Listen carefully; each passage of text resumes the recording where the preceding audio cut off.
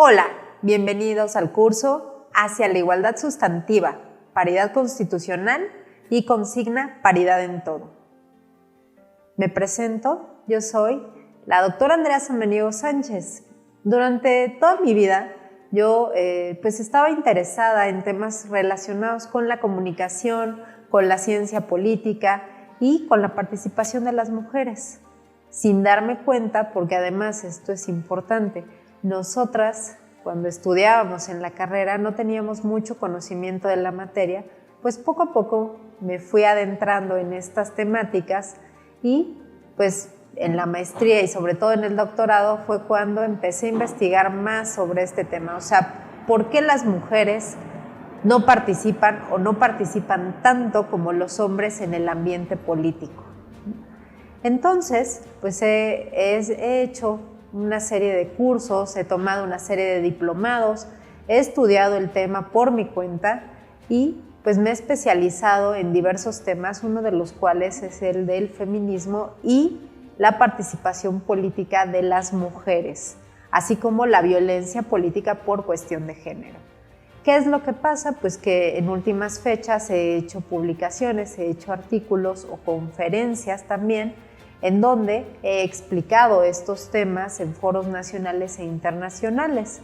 He dado capacitación a profesores, a estudiantes y hoy estoy aquí muy encantada de verlos, de estar aquí presente para explicarles un poco de estas temáticas que sin lugar a duda son relevantes para el quehacer nacional y para la vida democrática. El día de hoy me toca explicarles el módulo 1, que es el contexto histórico de los derechos políticos de las mujeres. O sea, para entender un poco en dónde nos encontramos el día de hoy, tenemos que comprender mucho del origen y desde dónde empiezan estos debates y estas proclamas de las mujeres, ¿no? No empiezan hace unos años, sino que ya más o menos estamos hablando de 300 años de lucha y de búsqueda por la reivindicación de los derechos de las mujeres. Entonces, las características y el objetivo de este módulo justo es pues, explicar este origen, ¿no?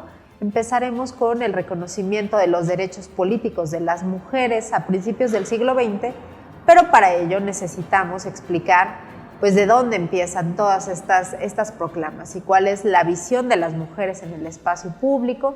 Y ya después nos adentraremos en el tema específico de México, ¿no? ¿Qué pasó en el Congreso Constituyente de 1917 y después cómo se fueron dando poco a poco este reconocimiento y este voto y este acceso de las mujeres al espacio público y al espacio del quehacer político? Muy bien. El módulo 1, que se llama Contexto Histórico de los Derechos Políticos de las Mujeres, va a empezar, o hay que empezarlo y hay que situarlo y enmarcarlo con la Revolución Francesa, ¿no? Digamos que ese es como el inicio donde ya empezamos nosotros a hablar acerca de una serie de reclamas y una serie de proclamas para el reconocimiento de los derechos políticos de las mujeres. Sin embargo, hay que entender una cuestión. Antes de la Revolución Francesa, ¿por qué es que las mujeres no se cuestionaban cuál era su papel? ¿O no había un reclamo histórico de que las mujeres no tenían que estar en ciertos lugares, es decir, en el espacio privado? Sí. Durante mucho tiempo, desde la antigüedad podríamos enmarcar hasta antes de la Revolución Francesa, es cierto, hubo mujeres que cuestionaban, que decían, pero ¿por qué me colocas o por qué tú dices que yo solo puedo estar en la casa, en las labores domésticas, o por qué dices que las mujeres somos inferiores, ¿no?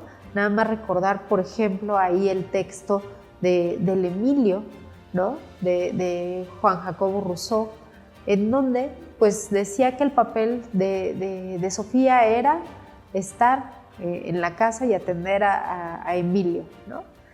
Entonces, ciertamente hay autoras, hay escritoras, hay intelectuales que cuestionaban, pero más como un reclamo, así de, es que no se vale que nos traten así, es que nosotras no somos personas sin capacidad o no somos mujeres sin capacidades, pero no había una noción o un sustento filosófico, ideológico, que permitiera aglutinar todos estos reclamos en una proclama, ¿ok? Entonces podemos decir que efectivamente pues existían estos reclamos, nada más pensemos, por ejemplo, que hubo grandes pensadoras durante la historia, en la historia de la humanidad, pero ¿qué era lo que pasaba? Pues que no tenían acceso al espacio público, ¿no? A poder debatir, a poder discutir, etc. ¿Qué ocurre en la Revolución Francesa? Y por eso es que se hace ese parteaguas. Pues la Revolución Francesa nos dice que hay libertad, igualdad y fraternidad, ¿no? Y se hace la Declaración de los Derechos del Hombre y del Ciudadano. Pero ¿qué era lo que pasaba? Y ahí es cuando empiezan, ahora sí, el feminismo surge como un movimiento que dice, a ver, estás diciendo, nos estás comentando que esta declaración de los derechos del hombre y del ciudadano son de todos, es una lógica universal. Sin embargo, en realidad no nos estás incluyendo a nosotras las mujeres. O sea, cuando hacen la declaración de los derechos del hombre y que dicen que todos los hombres tienen derechos por el simple hecho de ser humanos, pues no estaban incluyendo a las mujeres. Entonces ahí cambia un tanto y se gesta ahora sí como ideología política el feminismo y la proclama y la reivindicación de los derechos políticos, ¿no?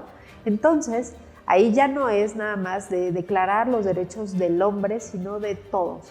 ¿Qué es lo que está buscando el feminismo en esa primera etapa, en ese primer momento? Está buscando que, así como se hace esa declaración de los derechos del hombre, pues también se incluya a la mujer, ¿no? Porque nos han enseñado que cuando se habla del hombre es el universal, ¿no? Que nos están incluyendo a los hombres y a las mujeres. Y si ese fuera el caso, como que esa era la conclusión lógica a la que llegaban las primeras feministas, es, pues si ese es el caso, entonces nosotros también tendríamos el derecho a votar y ser votadas, ¿no? Porque pues ahí estamos incluidas. Y sin embargo, ahí se evidenciaba que no. O sea, solo los que podían votar eran hombres, las mujeres no podían votar. Entonces no éramos iguales, no teníamos los mismos derechos. Es más, nosotras no teníamos un reconocimiento o un estatuto de personas dentro de esa noción de los derechos universales, ¿no? Entonces, bueno, esto fue en la Revolución Francesa. Incluso Olympe de Gouges hace un libro que se llama La Declaración de los Derechos de la Mujer y de la Ciudadana, en donde pues esta declaración, que es la conocida, la de la Revolución Francesa, la traduce en términos femeninos. A ella la decapitan por estar diciendo este tipo de cosas y después de eso cierran los bares y cierran los centros donde se reunían las mujeres. O sea, ¿esto que nos va a mostrar? Pues que efectivamente la idea de que todos somos iguales no es cierto. Los hombres son iguales, las mujeres no estamos en el mismo estatuto. Lo mismo dice Mary Wollstonecraft, que dice en la Vindicación de los Derechos de la Mujer es que ustedes nos están diciendo que no tenemos capacidades, pero a ustedes no nos permiten ir a tener educación, no nos permiten tener una igualdad en oportunidades. Entonces, pues por eso existen estas diferencias, ¿no? Entonces, digamos que ya para 1800, finales de 1800, pues ya se cristaliza esta idea de necesitan reconocer nuestros derechos, en tanto que ustedes están indicando que somos iguales porque somos seres humanos, ¿no? ¿Qué pasa? Que a partir de estas ideas surge un movimiento dentro del feminismo que se llama el feminismo sufragista. ¿Qué es lo que busca el feminismo sufragista? Sí, su primer gran proclama o su gran proclama es darle el voto a la mujer, ¿no? Que haya un reconocimiento de los derechos políticos de votar y ser votadas de las mujeres. ¿Por qué? ¿Por qué para el sufragismo es tan importante este derecho? Porque dicen ellas, al momento que nosotras nos brinden, nos den, nos reconozcan este derecho, nosotras, llegando al espacio de las cámaras, llegando al Senado, vamos a modificar las leyes y vamos a permitir otros derechos como cuáles.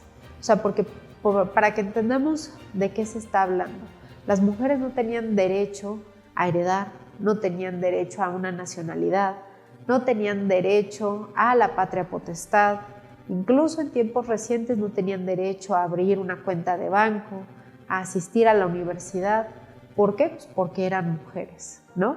Entonces, para el feminismo sufragista era tan importante el derecho al voto porque decían, cuando entremos a las cámaras, cuando entremos nosotros al poder legislativo, vamos a modificar las leyes para que esos derechos que están negados, que no nos los tienen, no los tenemos adquiridos, no los den, ¿no?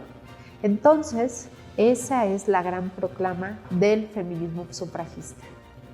¿Qué pasa? Pues en 1800 el feminismo sufragista en Estados Unidos cobra notoriedad, entre otras cosas, porque se une o se alía con otro gran movimiento en Estados Unidos. Recordarán, por ejemplo, que Estados Unidos ya era un estado independiente y que decía que no iba a haber, que todos los hombres eran iguales, ¿no? En esta proclama liberal, que todos eran iguales. Sin embargo, el abolicionismo ponía de evidencia que no todos los hombres eran iguales, porque no era lo mismo ser un hombre blanco que un hombre negro. Los hombres negros ahí no tenían libertades y no tenían ningún tipo de derechos, eran esclavos. Entonces, el sufragismo se alía con el abolicionismo y dice, pues Estados Unidos tendrás una constitución muy liberal y dirás que todos son iguales y dirás que todos somos libres en tu territorio, pero ni las mujeres ni los negros tienen derechos ni son libres. Entonces ahí como que se juntan estas dos proclamas y hacen la declaración que después se va a llamar la Declaración de Seneca Falls, en donde pues lo que dicen es, para que realmente este estado sea un estado liberal y un estado de libertades, debes de ser abolicionista, debes de evitar la esclavitud y debes de reconocer los derechos de las mujeres. Sabemos qué pasó ahí, le quitaron o está Abraham Lincoln que declara prohibida o abolida la esclavitud, pero en el caso de las mujeres esto no pasó. O sea, para el reconocimiento del derecho al voto de las mujeres en Estados Unidos, todavía faltarían bastantes años para que esto se pudiera dar, ¿no? Sin embargo, bueno, pues fue un paso y fue una manera de evidenciar cómo, aunque en el discurso se dice que todos somos iguales o que todos somos libres, pues ese todos solo son los hombres, ¿okay? Ahora, ¿qué pasa? Que el movimiento sufragista tuvo un gran impacto. Estamos hablando de que estaban estas proclamas en la Revolución Francesa, estaban estas proclamas en Estados Unidos. Entonces estamos viendo que en Europa y en Estados Unidos tiene mucha fuerza, tiene mucho impacto, ¿no? Y tiene mucha influencia. Vemos un movimiento sufragista a lo largo y ancho de todo el continente europeo y lo mismo en Estados Unidos. No sé si recuerdan, por ejemplo, la película de Mary Poppins, la mamá de Mary Poppins, bueno, no la mamá, la mamá en la película era una sufragista, ¿no? Y salía todas las noches y salía a reivindicar el voto, o sea, para que se le reconociera el derecho a votar. Entonces estamos viendo que tiene una gran influencia este derecho. Y estamos viendo cómo de estar en un lugar, estar en lugares muy, muy bien delimitados, se esparcen estas ideas a todo el continente europeo y a todo Estados Unidos, ¿no? ¿Y qué era lo que buscaban? Bueno, pues nada más, pero nada menos, que se les reconociera a las mujeres como ciudadanas y que tuvieran derechos completos para poder ejercer en autonomía su proyecto de vida personal, ¿no? Entonces, vemos que empieza justo estos avances en materia del sufragismo, y que al final lo que cuestiona es un sistema patriarcal, es un sistema de dominación hacia las mujeres, que lo que nos dice es que las mujeres por fuerza solo podemos estar constreñidas o solo podemos estar situadas en un lugar específico, y ese es el hogar o ese es el espacio doméstico, que ahí es donde debiéramos de estar. Y el sufragismo y el feminismo lo que plantean es, pues no es cierto, eso es un sistema de dominación basado en creencias y en estereotipos, y que estas limitantes que nos están poniendo solo son porque quieren dominar nada más que a la mitad de la población del planeta. Entonces, después de muchas luchas, después de mucho trabajo y después de mucho forcejeo, porque el sufragismo fue todo menos un movimiento pacífico, es que se consigue que en 1893 Nueva Zelanda sea el primer estado que reconoce el derecho al voto para las mujeres, y de ahí tenemos una serie de estados que empiezan a reconocer el derecho de las mujeres a votar y ser votadas. Yo les decía, bueno, en Estados Unidos está Abraham Lincoln aboliendo la esclavitud, pero el reconocimiento del derecho al voto a las mujeres no se da en Estados Unidos sino hasta 1920. O sea, pasaron muchos años antes de que se le reconociera a las mujeres este derecho al voto. Y como vemos en esta lámina, es la reforma en su constitución que se hace hasta 1920. En Estados Unidos es difícil modificar la constitución, entonces esta es una de esas pocas modificaciones que se han hecho y que permitió el derecho al voto de las mujeres en Estados Unidos, ¿no? Y es una cuestión importante de resaltar, porque a partir de ahí toda esta influencia, tanto europea como norteamericana, van a llegar a nuestro territorio, y el mismo debate que se da en estas latitudes va a llegar al territorio nacional, y entonces se va a propiciar el debate de cara a la Constitución de 1917. Las y los invito a que nos acompañen en el siguiente módulo, donde vamos a tratar ahora, en el caso específico de México, cómo se dio el movimiento feminista y sufragista y que llegó al Congreso Constituyente de 1917.